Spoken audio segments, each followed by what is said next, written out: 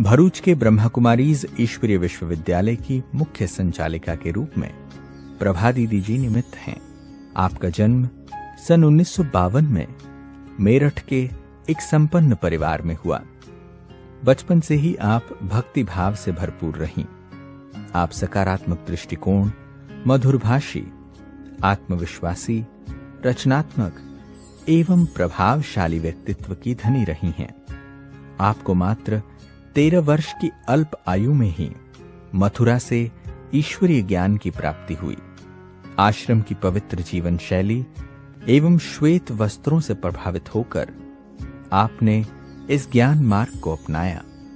सन 1965 में पहली बार संस्था के संस्थापक ब्रह्मा बाबा से नयन मुलाकात की और आपने अपने जीवन को दिव्य शक्तियों से भरपूर किया। सन 1968 से दिल्ली, मथुरा, नेपाल, मुंबई, सूरत आदि स्थानों पर सेवा देते हुए सन 1975 से भरूच में ही स्थायी रूप से आप अपनी सेवाएं दे रहे हैं। सबको ईश्वरीय संदेश देते हुए ग्राम विकास अभियान, राजयोग द्वारा स्वस्थ सुखी समाज, अलविदा तनाव, शांति यात्रा एवं विभिन्न आध्यात्मिक मेलों का आयोजन किया। विशाल सेवाओं के मद्देनजर सन 1995 में अनुभूति धाम आश्रम का निर्माण करवाया। सन 2007 में पर्यटकों को ईश्वरीय संदेश देने हेतु सुंदर मॉडल्स के द्वारा म्यूजियम का निर्माण करवाया गया, जहां लाइट एंड साउंड के द्वारा लाखों लोग ईश्वरीय ज्ञान प्राप्त कर रहे हैं। वर्तमान समय दीदी जी के नेतृत्व में 16 सेवा केंद्र, 100 गीता पाठशालाओं में 34 टीचर बहनों के समूह के साथ 5000 से भी अधिक विद्यार्थी नियमित ज्ञान योग की पालना ले रहे हैं। जिनका जीवन परिश्रमी हो, जिनका मन संयमी हो, जिनकी आंखों में रहम हो, वो प्यारी दीदी जी आप स्वयं हो। जिनके दिल में भगवान रहता है, सोते हुए भी ख्वाबों में, उन्हों की महिमा कैसे लिखूं कागज या किताबों में, कागज या किताबों में। हमारे पिताजी की लौकिक जॉब थी, जो सिविल इंजीनियर थे। फिर मेरठ से उनका ट्रांसफ़र मथुरा में हुआ था। मथुरा में हम पूरे परिवार सहित रहते थे। मथुरा कृष्ण की नगरी, भक्ति का गढ़ था, जहाँ पर हमें भी भक्ति करने का सौभाग्य मिला था। उसी समय में हमारे लौकिक पिताजी को ये ईश्वरीय ज्ञान प्राप्त हुआ। उसमें पिताजी हमारे बहुत नास्तिक थे, ज्ञान भक्ति को मानते ही नहीं थे, लेकिन फिर भी भगवान के प्रति आस्था थी। अचानक ही उनके दोस्त उनको वहाँ पर सेंटर पर आश्रम में ले गए और आश्रम में ले जाकर पिताजी जब हमारे आश्रम पहुँचे तो आश्रम में उन्होंने एक कैलेंडर देखा, जो कैलेंडर था रावण का, और उस कैलेंडर के ऊपर लिखा हुआ था कि रावण अभी मरा नहीं है। तो पिताजी को ये बात पिंच हुई और उन्होंने ये सोचा कि हम हर साल रावण को जलाते हैं और किस रावण को जलाते हैं, और यहाँ तो लिखा हुआ है रावण मरा नहीं। तो इस पॉइंट से उनको बहुत जिज्ञासा हुई और जिज्ञासा के कारण ही उन्होंने वहाँ पर कोर्स करने का फैसला लिया। जब हम पहली बार गए तो उस समय शिव जयंती का प्रोग्राम था। हमारे लौकिक पिताजी भले भक्ति को नहीं मानते थे, लेकिन पिक्चर भी देखते थे तो हम लोगों को भी होता था कि हम भी पिक्चर देखने जाएं। कभी स्कूल में जाते थे, सहेलियां बोलती थी चलो ये पिक्चर देख के आए, पर हमारे पिताजी हमको कभी पिक्चर दिखाने नहीं ले जाते थे। तो हम लोग बोलते थे कि हमको पिक्चर देखना है, तो पिताजी कहते थे तुम्हारी मम्मी चले तो चलो, और हम मम्मी को बोलते थे तो मम्मी बोलती थी मेरी 3 लड़कियां हैं, अगर मैं पिक्चर दिखाने ले जाऊंगी तो मेरी लड़कियों के संस्कार खराब हो जाएंगे, इसलिए मैं नहीं जाऊंगी। तो वो मना करती थी। तो पिताजी का एक ही फोर्स रहता था तुम्हारी मम्मी आए तो चलो, नहीं तो नहीं। तो ऐसे ही एक बार हमारे पिताजी ने आते ही कहा कि आज तुम सबको हम पिक्चर दिखाने ले जाते हैं। वो दिन था शिव जयंती का दिन। तो शिव जयंती का दिन था, शिव जयंती का प्रोग्राम एक हॉल में रखा गया था। उस समय पर एक प्रोजेक्टर शो दिखाया जाता था, स्लाइड प्रोजेक्टर। तो पिताजी ने कहा आज आपको मैं पिक्चर दिखाने ले चलता हूँ। हम सभी बहुत खुशी खुशी से पिताजी के साथ पिक्चर देखने के लिए गए। तो शिव जयंती का प्रोग्राम था, एक बड़ा हॉल था, उसके अंदर स्टेज पर हमारी 2 बहनें, ब्रह्मा कुमारी बहन बैठी थी। वो 2 बहनों में एक सुदेश बहन जर्मन वाली थी और एक बिमला बहन आगरे वाली थी। दोनों बहनें वहाँ बैठी हुई थी स्टेज पर, योग चल रहा था।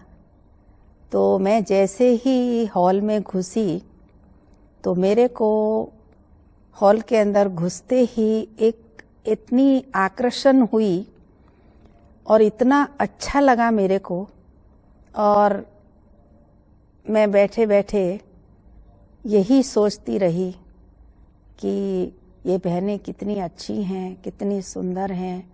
उन्होंने भाषण किया तो मेरे को बहुत अच्छा लगा, और उसी दिन मैंने वहाँ ही संकल्प किया कि मेरे को जीवन बनानी है तो ऐसी ही जीवन बनानी है। मुझे ब्रह्मा कुमारी बनना है वो नहीं था, पर मुझे ऐसी इन जैसी जीवन बनानी है। उस दिन हमारा व्रत भी था और हमने सारे दिन सुबह से कुछ भी नहीं खाया था, लेकिन एक ही खुशी थी कि आज हम पिक्चर देखने जा रहे हैं। तो वहाँ पर हमको स्लाइड शो के द्वारा बाबा का परिचय दिया गया। तो मुझे बाबा के परिचय की तो इतनी बात बुद्धि में नहीं बैठी, लेकिन मुझे बहनों की वो लाइफ और वो जो मेडिटेशन योग चल रहा था वो बहुत अच्छा लगा, और वो ही मेरी आकर्षण रही। उसके बाद हम सभी लास्ट में सेंटर पर गए। सेंटर पर बहनों ने हमको टोली खिलाई। तो मेरा तो व्रत था, तो टोली कैसे खाते। तो बहनों ने हमको प्लेट दी, तो हमने हमारी मम्मी की तरफ देखा, तो मम्मी ने हमको इशारा किया कि आप लोग खा लो। तो हमने सब खा लिया और अपना व्रत भी उस समय ही पूर्ण कर लिया। बस उसी दिन से हम बाबा के घर में आना शुरू हो गए। 2 मास के बाद बाबा से मिलने के लिए मधुबन गए, और मधुबन भी हम सारा परिवार गए। और मधुबन में जाने के बाद हम सभी ने स्नान वगैरह किया, और उसके बाद हिस्ट्री हॉल में आकर के हम बैठे। पहले मधुबन में जो भी पार्टियां आती थीं, उन पार्टियों को पहले यही कहते थे कि आज की जो मुरली है वो पहले मुरली सुनो, और बाबा उसके बाद सबको मिलेंगे। तो हम सभी ने पहले मुरली सुनी। मुरली सुन करके फिर हम सब ने नाश्ता वगैरह किया, और करीब 11 बजे के करीब बाबा से मिलने के लिए हम सभी बाबा के कमरे में गए। और जैसे ही हम बाबा के कमरे में गए तो बाबा के पास पहुंचते हमको ऐसा अच्छा लगा, एकदम लाइट लगी, और बाबा एक अनोखी ही हस्ती लगी। बाबा ऐसे लगता ही नहीं था कि कोई शरीरधारी है, ऐसे ही लग रहा था जैसे कोई फरिश्ता है। तो बाबा से मिले, बाबा ने बड़े प्यार से हम सबसे मुलाकात की। आओ बच्चे, मेरे बच्चे आए हैं, और पूरे परिवार से बाबा हम सबसे मिले। बस उसी दिन से हमको यही था कि बस अब मैं अपनी लाइफ यही बनाऊंगी। करीब 1 हफ्ता हम मधुबन में रहे और 1 हफ्ते के बाद हम जाने वाले थे।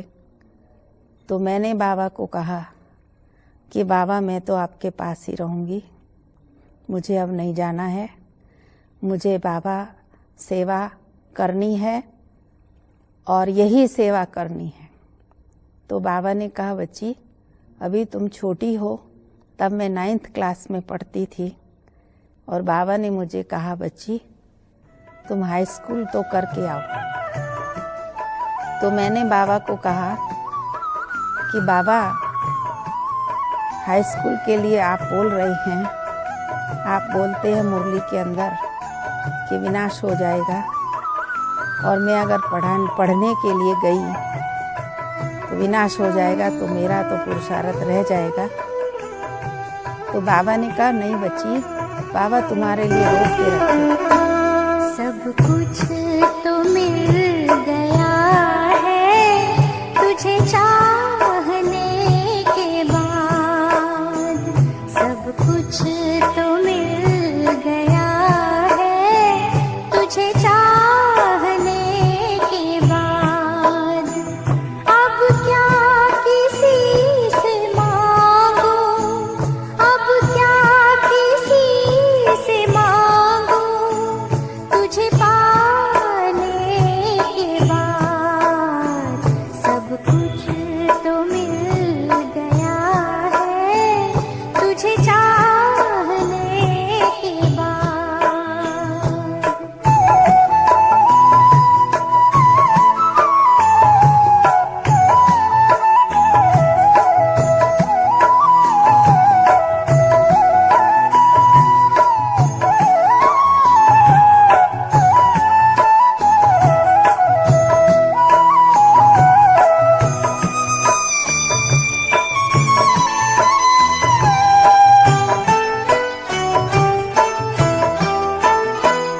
सांसों में तेरी सरगम सागर सी है लहराए।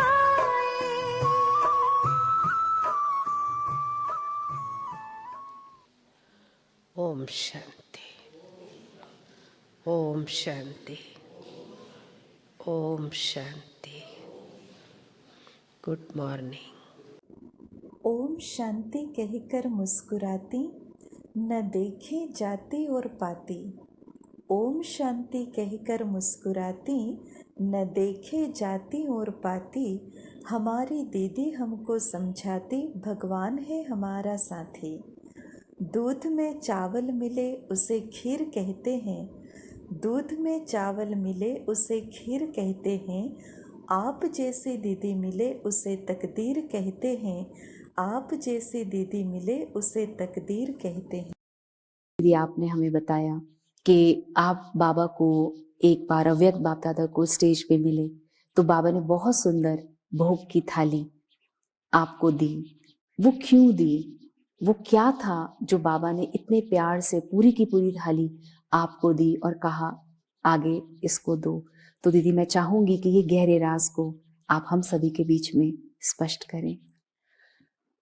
ऐसा था कि मैं सेवा के लिए भरूच से दादी जी मेरे को समय प्रति समय बुलाते रहते थे, और बाबा का सीजन होता था तो अक्टूबर से लेकर के मार्च तक मैं मधुबन में ही सेवा में रहती थी। तो बाबा से हमेशा मिलना भी होता था और बाबा से हमेशा वरदान भी लेते रहते थे। तो जब भी बाबा से मिलते थे तो बाबा कोई ना कोई वरदान हमेशा देते ही थे। ज्यादा से ज्यादा बाबा मुझे वरदान देता था, बच्ची बहुत हल्की हो, निसंकल्प हो, और जो बाबा सेवा देता है वो सेवा दिल से करती हो, ये बाबा हमेशा मेरे को कहते थे। तो ऐसे ही बाबा ने कहा, देखो बच्ची, तेरे को भरूच वाले छुट्टी देते हैं सेवा के लिए, उनका ये त्याग है जो इतना समय के लिए आपको छुट्टी दे देते हैं। तो आप आज भरूच वाले भाई बहनों को बाबा की याद देना। और बाबा ने फिर मेरे को बाबा के भोग की जो थाली रखी थी बाबा के आगे, वो सारी ही थाली उठा करके बाबा ने मेरे को हाथ में दी और कहा कि ये भरूच वाले भाई बहनों को बाबा की याद देना। तो बाबा का मेरे से भी प्यार रहा और भरूच वालों से भी प्यार रहा। और भरूच वाले भाई बहनों को बाबा हमेशा एक ही वरदान देते थे। जब भी हम ग्रुप में बाबा से मिलते थे तो बाबा कहते थे कि बच्ची, ये भरूच नहीं है, भरपूर है, भरूच भरपूर है। बाबा ने भरूच को सदा भरपूरता का वरदान दिया और जिसका रियल में हम अनुभव करते हैं, जो बाबा ने वरदान दिया वैसा भरूच भरपूर ही है। बेहद है प्यार तुमसे, कैसे तुम्हें बताऊं।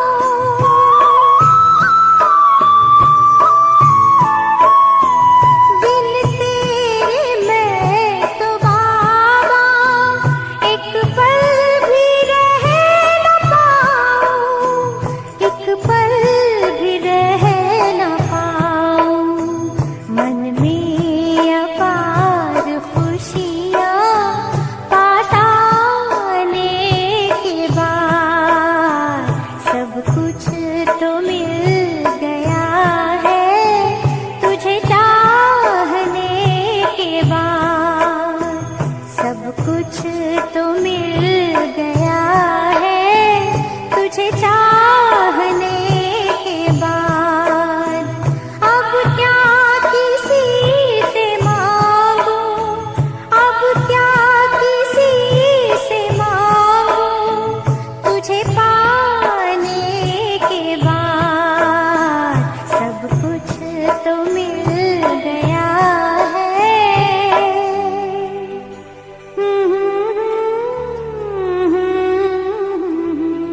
जिनका जीवन परिश्रमी हो, जिनका मन संयमी हो, जिनकी आँखों में रहम हो, वो प्यारी दीदी जी आप स्वयं हो।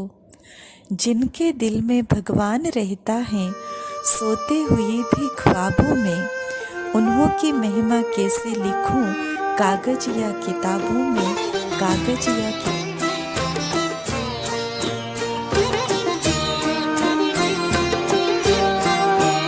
तेरी शिक्षाएं और प्यार साथी बन साथ निभाते हैं।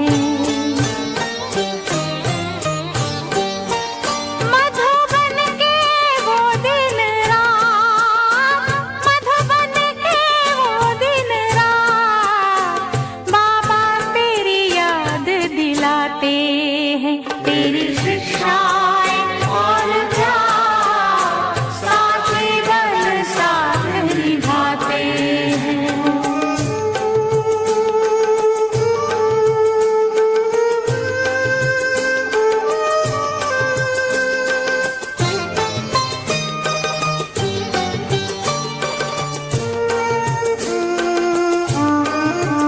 बैठो कमरे में जाके, मिलता तू वचन से आके।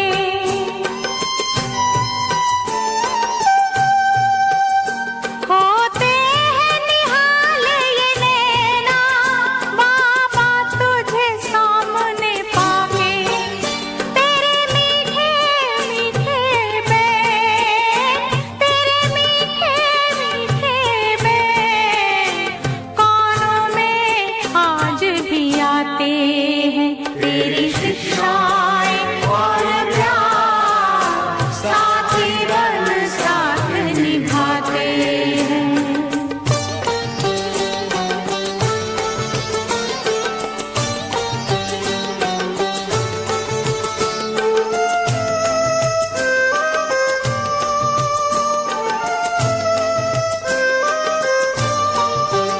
चलते